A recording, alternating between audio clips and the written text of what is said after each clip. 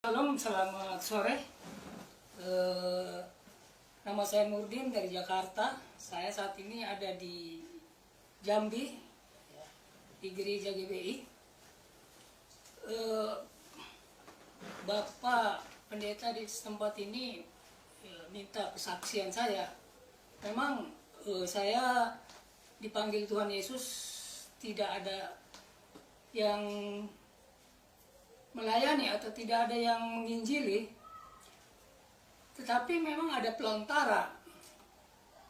Ada seorang hamba yang memberi pinjam Alkitab kepada saya, lalu Alkitab itu diberikan kepada saya. Si hamba tadi berkata di hadapan saya, dia bilang, surga itu tidak bisa dicapai dengan amal perbuatan, kecuali dengan rahmat Tuhan. Lalu saya menjawab, saya juga pernah baca-baca sebuah hadis yang artinya tidak ada satu orang pun masuk ke dalam surga dengan amalnya. Begitu juga aku, kata dalam hadis itu, kecuali dengan rahmat Allah, rahmat Allah, kan gitu. Alkitab itu saya terima dan saya bawa pulang. Lalu sesampainya di rumah, Alkitab itu saya taruh di atas lemari. Pikiran saya ngapain? Saya baca-baca Alkitab. Nah, setelah itu saya mencari-cari kalimat yang dilontarkan oleh Bapak hamba tadi. Tidak ada satu orang pun masuk ke dalam surga dengan amalnya, begitu kecuali dengan rahmat Tuhan. Saya mencari-cari siapa sih rahmat Tuhan yang bisa membawa ke surga gitu. Nah, saya tanya-tanya dengan teman, jawabannya tidak masuk. Lalu kurang lebih 5 bulan Alkitab di atas lemari itu saya ambil, kira-kira jam 10 malam saya baca-baca bersama Al-Quran yang ada terjemahannya. Lalu saya ditemukan di dalam Al-Quran di surat 5 ayat 68 yang berbunyinya begini. Ya ahlal kitab, lastum ala sayhatta tuqimut Taurat wal Injil wa ma unzila ilaikum mirabikum. Jadi sampai situ saya baca, hai ahli kitab. Di dalam Al-Quran itu tentunya ahli kitab itu ditujukan kepada orang Yahudi. Nah, hai ahli kitab, kamu tidak dipandang beragama sedikit pun sebelum atau sehingga menegakkan ajaran-ajaran Taurat dan Injil dalam kurung Quran yang diturunkan dari Tuhanmu. Nah, dengan ayat inilah saya pikirkan dan saya renungkan. Saya baca sehingga beberapa minggu lah saya baca ayat-ayat ini. Saya tahu bahwa Taurat Injil itu kitabnya orang Kristen. Nah, memang pada waktu saya di Islam juga pemikiran tuh udah kacau balau gitu. Dan lagi memang kalau saya lihat, saya tanya-tanya dari keturunan bahwa opung saya itu yang katanya orang Belanda zaman dulu, lalu dia dipungut dengan Haji Nurjen namanya. Lalu saya tanya bahwa mereka pun memang orang Kristen. Jadi saya ada keturunan dari sana. Saya memang sebelum jadi Kristen itu dulu pernah menjabat penghulu. Tapi saya cuma 3 tahun karena saya jadi penghulu dipecat oleh kepala desa. karena banyak orang yang menikah uangnya nggak saya setorkan ke negara, jadi saya kantongin aja karena memang saya juga perlu uang. Nah, saya pun di sana ngaji ustad katanya. Ustad itu bahasa Arab, artinya bahasa Indonesianya guru ngaji lah gitu. Jadi saya pernah ngajar ngaji anak-anak dan pernah juga dewasa. Setelah saya baca-baca, saya merenungkan ayat yang tadi, sehingga saya ingat bahwa Taurat Injil itu kitabnya orang Kristen. Nah, setahu saya, orang Kristen itu nabinya Isa Al-Masih. Mulailah saya baca-baca Al-Quran, ayat-ayat yang berkaitan dengan Isa Al-Masih. Ketemulah di ayat surat 43 ayat 61 yang bunyinya begini. Wa innahu la'imun li sa'ati fala tamtaruna biha wattabi'uni haja siratal mustaqim. Sesungguhnya Isa Al-Masih itu mengetahui hari kiamat katanya. Jangan kamu ragu, ikutilah aku, ini jalan yang lurus. Nah, dengan ayat ini saya kontra. Saya bilang, kok Isa Al-Masih sombong banget. Dia kan seorang nabi dan seorang rasul. Masa tahu hari kiamat? Nah, saya kontra dengan ayat ini, pemikiran saya. Ternyata saya baca ada di pertengahan ayat surat 4 ayat 171 yang berbunyi begini. Wa innamal masihu Isa ibnu Maryam wa rasulihi wa kalimatuhu. Sesungguhnya Isa ibnu Maryam dijadikan dengan kalimat. Sesungguhnya Isa ibnu Maryam seorang rasul dan dijadikan dengan kalimat. Nah, saya berpikir, saya renungkan, jadi kalimat itu artinya ucapan atau omongan, omongan Allah. Nah, saya ilustrasikan pada waktu itu Allah omongannya dijadikan Isa Al-Masih melalui Maryam. Nah, setelah itu artinya Allah dengan Isa Al-Masih dengan omongannya itu satu. Ya saya anggap boleh jadilah Isa Al-Masih mengetahui hari kiamat karena antara Allah dengan Isa Al-Masih satu gitu. Itu mungkin api firman Yohanes 1 ayat 1. Pada mulanya ada firman. Firman itu menjadi manusia Sama dengan Allah. Ya. Firman itu adalah Allah. Dan firman itu jadi daging, ayat 14-nya ya. Firman itu menjadi manusia. Jadi manusia. Jadi ini ada persamaan gitu kan antara Yohanes 14 ayat Yohanes 1 ayat 14 gitu kan. Nah, jadi memang enggak saya langsung berapa bulan lah saya baca-baca firman, baca-baca kitab hadis. Saya ingat dulu ya waktu itu saya ya itu hadisnya yang katanya hadis itu di buku Mutiara Hadis yang berbunyi begini. Inna nafsi biadihi Isa ibnu Maryam. Sesungguhnya jiwaku katanya, kuserahkan kepada Isa ibnu Maryam. Artinya seorang rasul menyerahkan diri kepada Isa ibnu Maryam. Nah, itu rasul siapa? Ya, rasul siapa? Muhammad atau siapa? Tentunya itu rasulnya, karena itu hadis itu rasulnya Rasul Muhammad nih.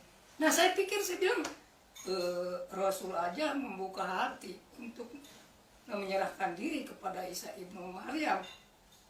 Apalagi apa? Saya sebagai orang awam. Iya, seorang awam kan, bukan hadis itu Rasul. Nah, ketemu lagi hadis anakku ribun Isa ibnu Maryam di dunia wal akhirat. Aku dekat dengan Isa ibnu Maryam di dunia dan di akhirat. Nah, saya bilang dekat apanya? Rupanya Rasul itu selalu melakukan ya apa yang diinstruksikan oleh Isa Al-Masih. Jadi banyak ayat-ayat yang saya baca ya, sebetulnya yang memperkuat saya itu ada ayat yang bunyinya begini. Di surat 5 ya, ayat 54 yang bunyinya begini. Ya ayyuhalladzina amanu mayartadda minkum an dinihi fasawfa yuhibbuhum wa yuhibbuna. Nah, itu bahasa Arabnya, tapi saya nggak bisa menafsirkan itu. Cuma saya baca terjemahan di ayat Quran itu, hai orang-orang yang beriman, barang siapa di antara kamu murtad atau keluar dari agamanya, maka kelak Allah akan mendatangkan suatu kaum yang mereka saling mencintai atau menyayangi.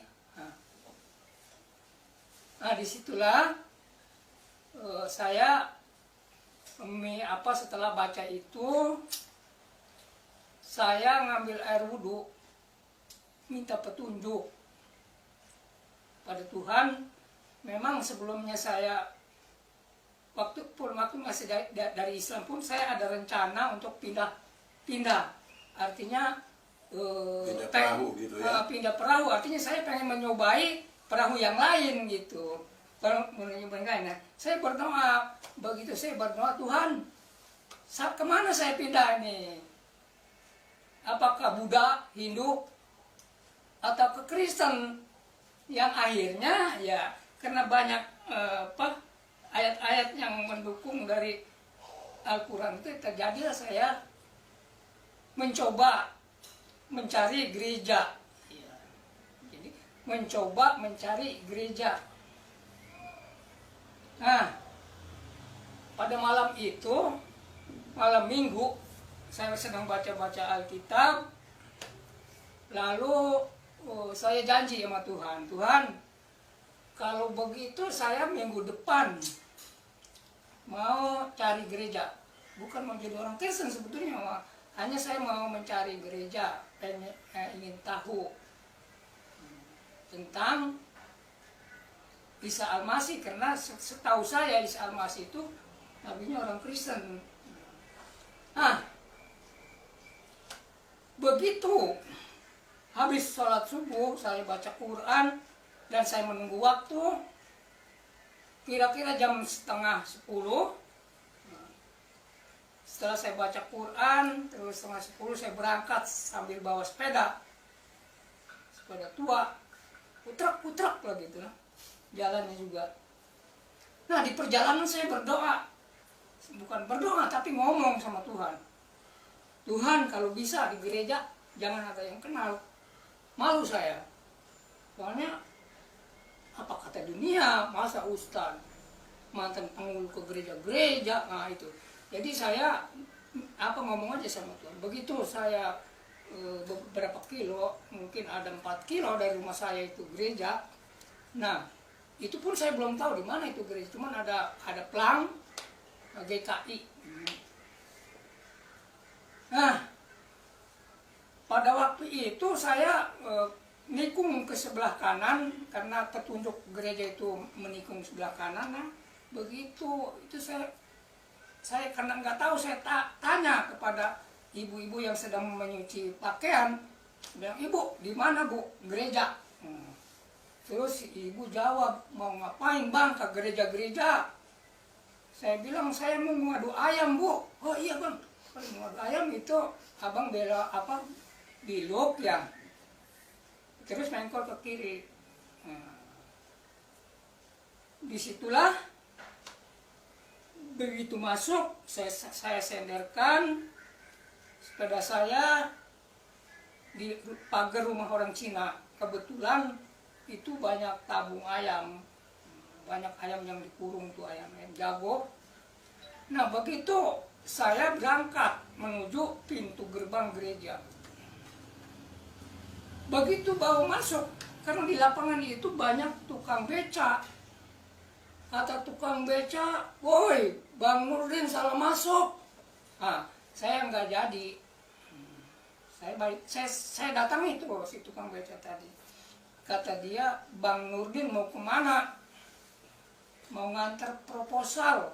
Oh iya, Bang Nurdin pasti dapat. Orang Kristen baik-baik, kata saya. Ya, setiap minggu saya dikasih sembako.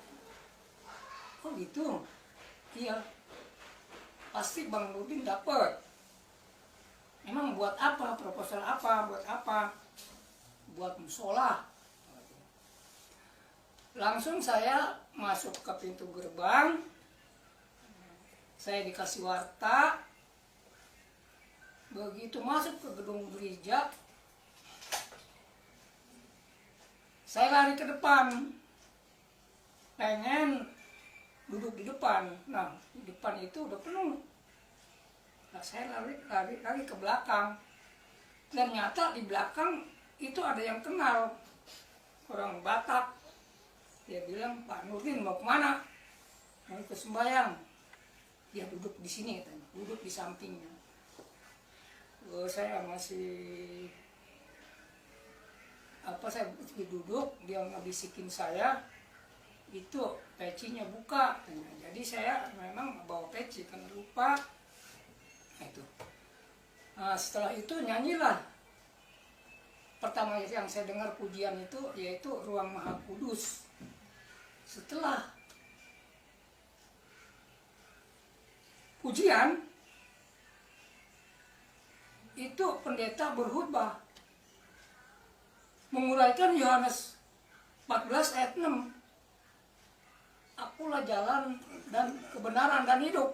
Tidak akan datang kepada Bapa kalau tidak melalui aku. Itu kata Yesus kan gitu. Itu kata bilang pendeta kata Yesus. Nah, si pendeta itu masih berbicara, saya tanya sama tetangga duduk. Saya bilang, itu Yesus dengan Isa Al-Masih ada abang ya? Dia bilang, idem katanya. Kalau di Islam Isa Al-Masih namanya, kalau di Kristen Yesus. Udah setelah bubar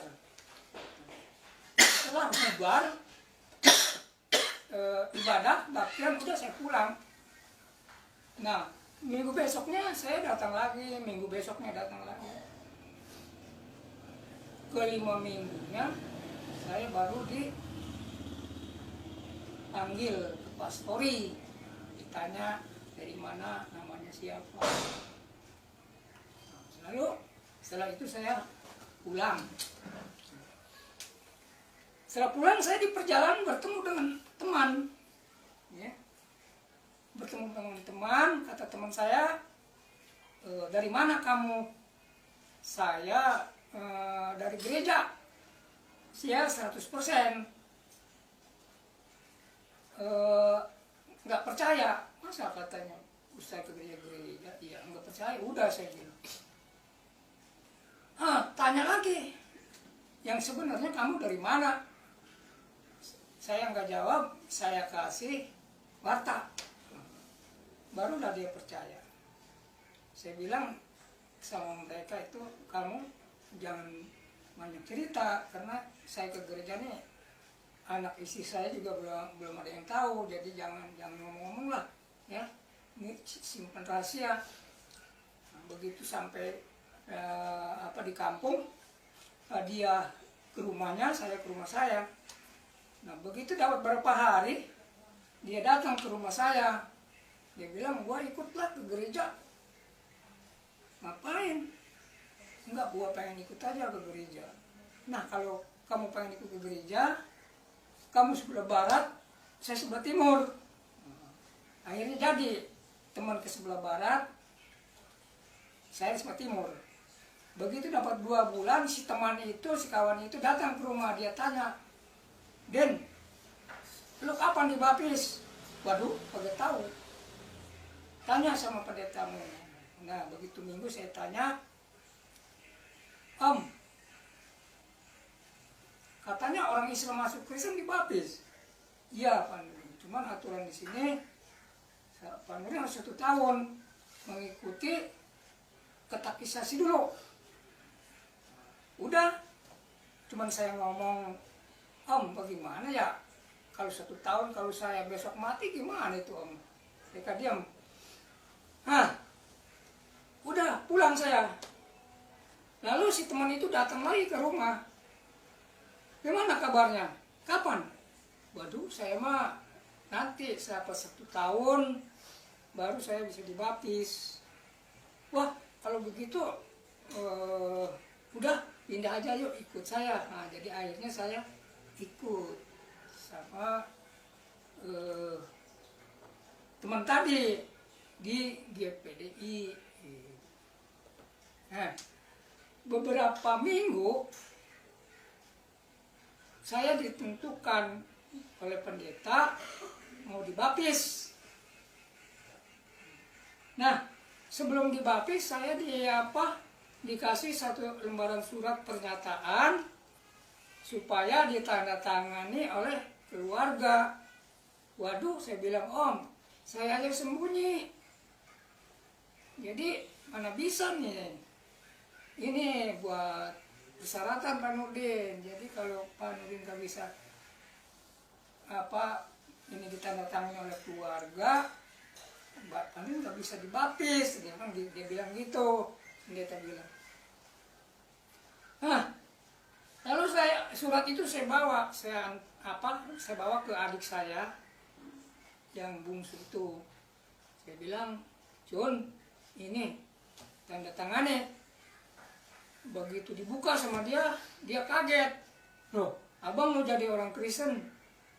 Emang kenapa? Saya bilang, udahlah, nggak usah banyak cerita, tanda tangannya aja. Tanda tangan nih sama dia. Udah ditanda tangani, saya bawa kepada pendeta tadi. Udah dibawa, buka, ya. Bilang pendeta, Pak Nurdin siap. Nanti tanggal 11 minggu depan, Pak Nurdin baptis. Terus saya tanya, Pak, saya dibaptisnya di mana? Di Tangerang, di Kolom. Waduh Pak, saya emang gak mau lah dibaptis di Kolom. Habis di mana maunya? Di laut. Oh iya. Nah, akhirnya saya dibawa ke laut. Saya dibaptis di laut. Setelah saya dibaptis, udah selesai saya pakai baju, pakai celana. Pendeta tanya sama saya, mengapa Pak Nurdin minta dibaptis di laut? Itu Pak Andi aja dia di Kolom. Apa alasannya? Saya bilang, waduh Pak, saya pernah baca Alkitab. Yesus itu dibaptis di Sungai Yordan. Nah, menurut pikiran saya, air laut Tanjung Kait itu nyambung ke Sungai Yordan. Gitu. Jadi akhirnya mereka juga, ya pendeta juga tertawa. Saya juga memang, ya saya lihat juga di Alkitab Yesus itu dibaptis di Sungai Yordan. Nah, setelah saya dibaptis, jadi saya masih sembunyi itu beberapa bulan. Nah, habis dia sembunyi beberapa bulan, malam saya baca firman itu di Matius 10 ayat 32. Kata Yesus, barang siapa yang mengakui aku di depan manusia, maka aku akan mengakui di depan Bapakku di surga. Nah, jadi ayat itu saya baca lagi. Berarti saya nggak boleh sembunyi nih. Kalau saya sembunyi, saya nggak dapat surga. Karena apa? Saya kalau ke neraka nggak takut. Nggak takut saya ke neraka. Yang takut, saya nggak dapat surga. Itu ketakutan saya. Jadi sehingga saya bilang, saya baca lagi nih ayat-ayat. Oh, ini ayat berarti saya nggak boleh sembunyi.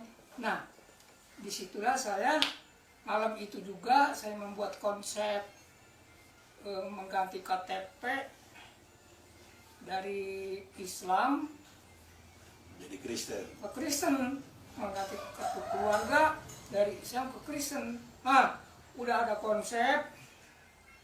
Pagi-pagi saya bawa ke jam itu, saya bawa ke RT. Saya bilang, nih Pak RT, tolong tanda tangan nih konsep ini. Mereka masuk aja ke dalam, ambil stempel, dia tanda tangan nih, cepret, udah. Rupanya RT-nya nggak bisa baca, jadi nggak dibaca lagi. Ya udah. Nah, saya bilang terima kasih, saya kasih uangnya berapa waktu itu, lupa ya. Nah, saya nunggu jam 8, Lalu saya antarkan ke desa, saya antar ke desa. Di desa juga ditandatangani oleh dibuatkan pengantar dari desa untuk kecamatan.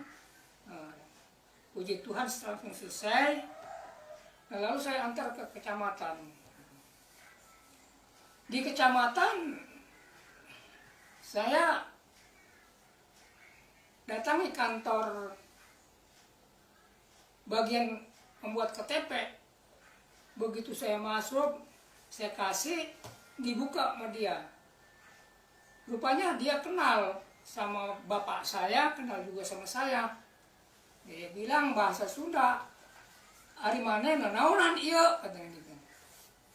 Jadi mau ngapain ini gitu. Maneh nanaunan Pakai bahasa ieu. Sunda aja. Nanti saya terjemahkan. Ari maneh nanaunan ieu. Ari maneh jadi orang Kristen, kunaon? Ari maneh lain anak Apakah Mali kamu Bisek. itu mau jadi orang Kristen? Ari maneh lain anak Mali Bisek. Nah, jadi bapak saya kan mualim gitu, mualim Ishak gitu kan. Jadi mualim Ishak bukan Ishak anaknya Ibrahim. Jadi hari mana lain anak mualim Ishak? Biasanya kalau orang masuk Kristen ada suratnya. Nah, memang saya udah siapkan surat baptisan gitu kan. Surat baptisan ya saya kasih surat baptisan. Nah, lalu dia buatkan, lalu habis dibuatkan oleh dia, dibawalah ke kantor kecamatan, kantor camat ya. Jadi ditandatangani oleh camat. Puji Tuhan, saya waktu tahun 2002 ya bikin KTP hanya 4 jam selesai. Nah, saudara, kita sudah mendengar panjang lebar bagaimana kesaksian Pak Nurdin mantan Lebe atau Modin, bukan menikahkan. Dan bagaimana dia bertemu Yesus dengan membaca Al-Quran.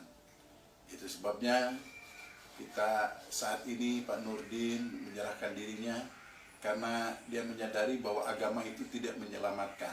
Tidak ada kuasa agama dimanapun, agama apapun yang mampu menyelamatkan manusia dari maut.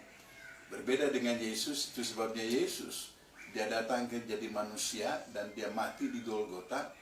Bukan dia kalah, tetapi dia ingin dengan kematiannya dia mengalahkan maut. Supaya orang-orang yang percaya kepadanya tidak binasa, melainkan beroleh hidup yang kekal.